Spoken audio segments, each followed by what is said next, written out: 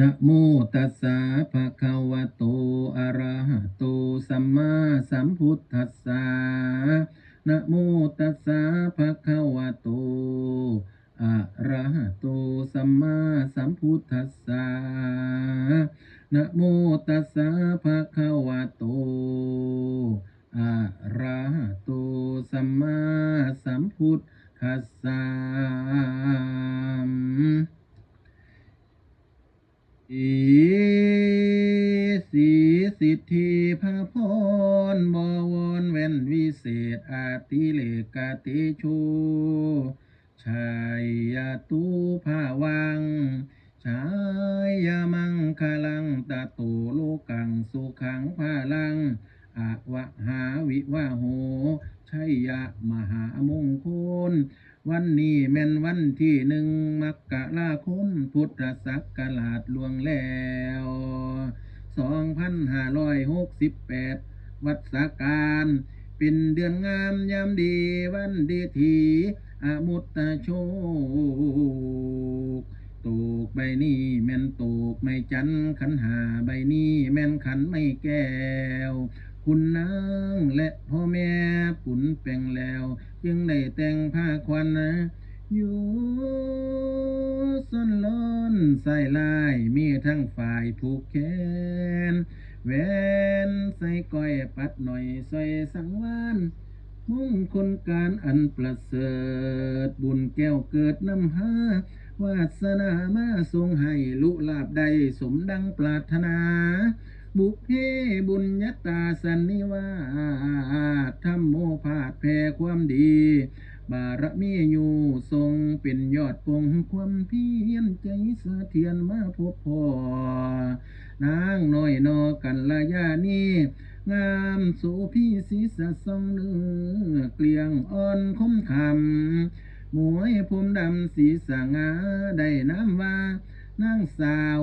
จันจิราเคียงวันดีงามโสพี่ทรงอยู่ได้พบคู่สมใจ งามสดใสเพลิดแผ่วได้เจ้าเบาสมกันแล้วน้ำว่าเนยวรุดดามา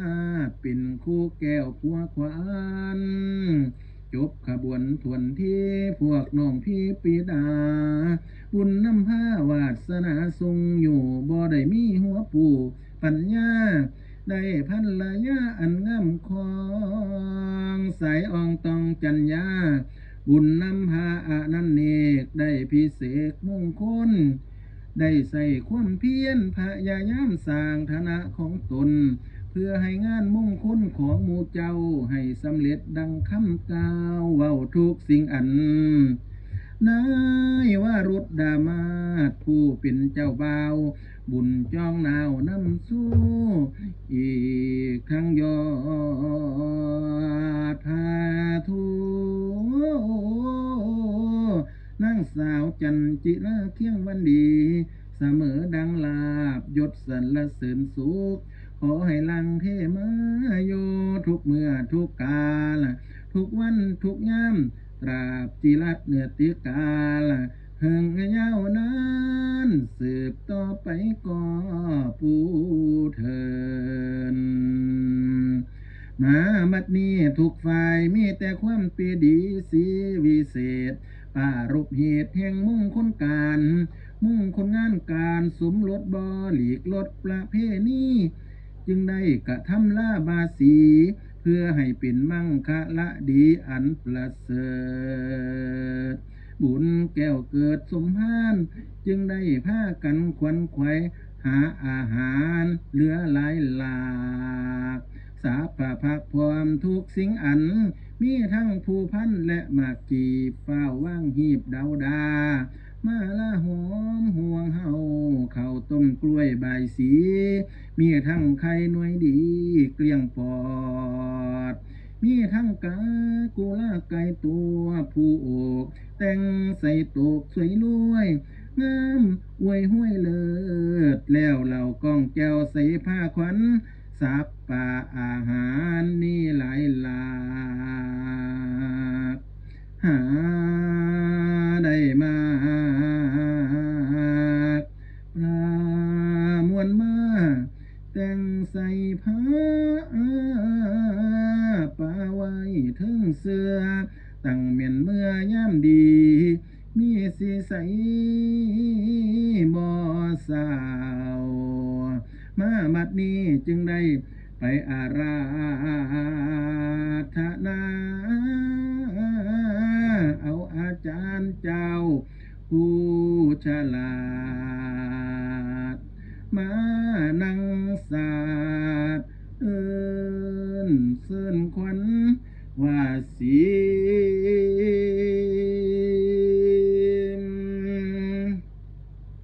เสียง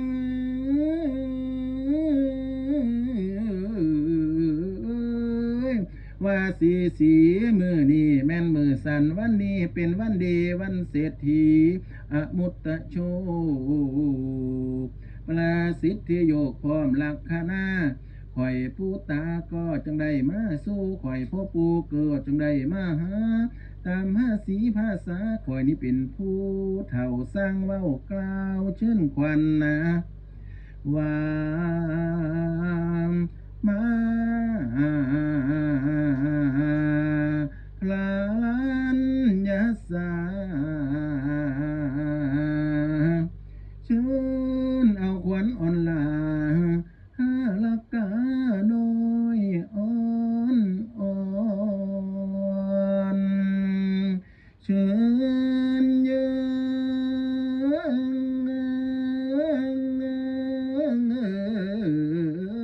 ยเชิญเอาขวัญทอนเท้าให้ไว้ฟ้า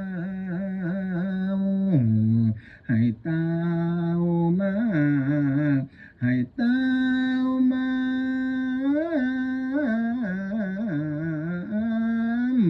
ว่ามาเยอะควรเอ่ยโอ้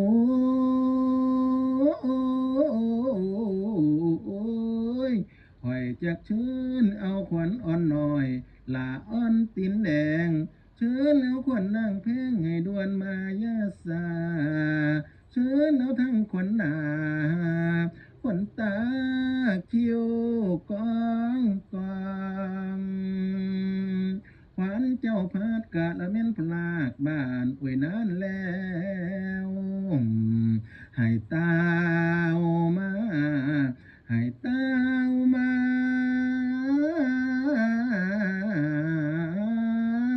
ว่ามาเยอะควรเอ่ยโอ้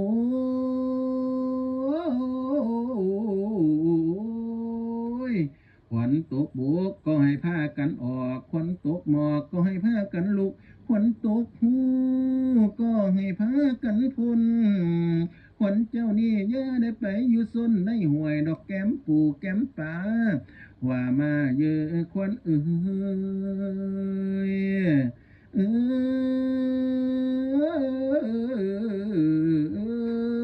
ยขวัญผู้เพิ่นคำนั้นให้มาอยู่เว้นไว้ขวัญผู้เป็นหวัดและเป็นไอให้มาอยู่วันเฮามีทั้งขวัญผู้เท่าเท่านั้นนายคอยซักไม่ก่อนเท่าละตามหลังมาเด้อจุบจุบจุบจุบจุบจุบจุบจุบจุบจุบจุบจุบว่าเด้อเด้อขวัญเอ๋ยมานำทางเป็นคนทางมานำปองเป็นคนทางมานำทางเส้นกวงไม่ควยควงนำนา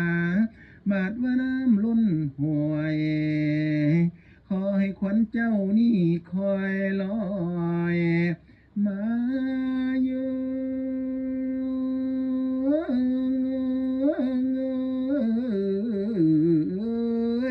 บาดว่าน้ำท่วมผู้ท่วมดอยขวัญเจ้านี่ให้ขี้เหือไม่ยิวลมพัดสีกิ้วกิ้ว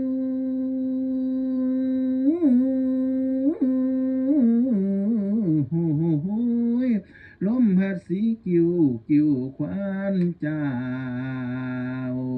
ให้เต้ามาให้เต้ามา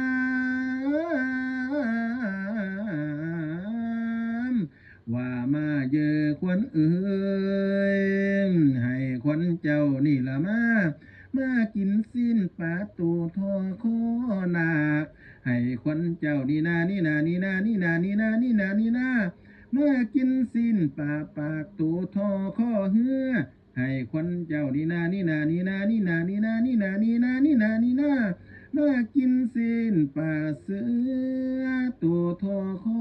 มาว่ามาเยอะควันบาดมาหอดเดือนหกฝนตกลงมาอยู่จีจนขวัญเจ้านี่จากสิไปอยู่ซนสายข้าหืนไต้ป่องรอผู้ใดดีขวัญยขวัญเจ้านี่จากไปยืดอยู่เฮือนยาวเพิ่นผู้ใดนั่นล่ะนาขวัญเอ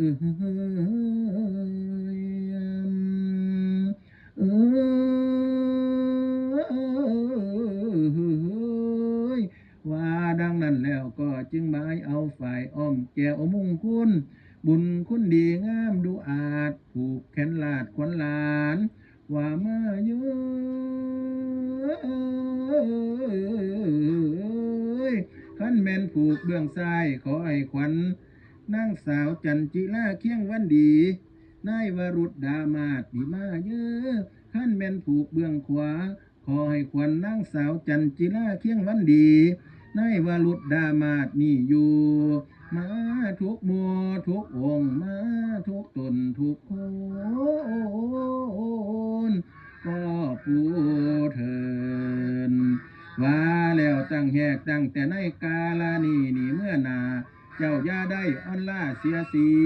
ให้เจ้านี่มีแต่ความสุขความเจริญมีอายุยืนยาวอย่าได้สั่นมันให้เจ้ามันปานงามเขากวงมันให้เจ้ามันปานข้างหมูถอกเทือนมันให้เจ้ามันปานเคลื่อนสางหุ้งมันให้เจ้ามันปานโป้งสางล้อมันให้เจ้ามันปานก้อนหินแดงแข็งให้เจ้าแข็งปานก้อนหินลาดสูงเทียมอาจเขาเสมียนใหญ่เพียงต่อขวัญเจ้านี่อย่าได้หักใหญ่เพียงหลักขวัญเจ้านี่อย่าได้โคนอย่าได้มนเหมือนตองอย่าได้มองเหมือนเฮาอย่าได้เกาเสียสีให้นางสาวจันจิราเคียงวันดีนายวรุษดามาดนี้มีตั้งแต่อายุวันนั่งมีสุขขังพลังขอให้ตั้งเที่ยงมานดอมทา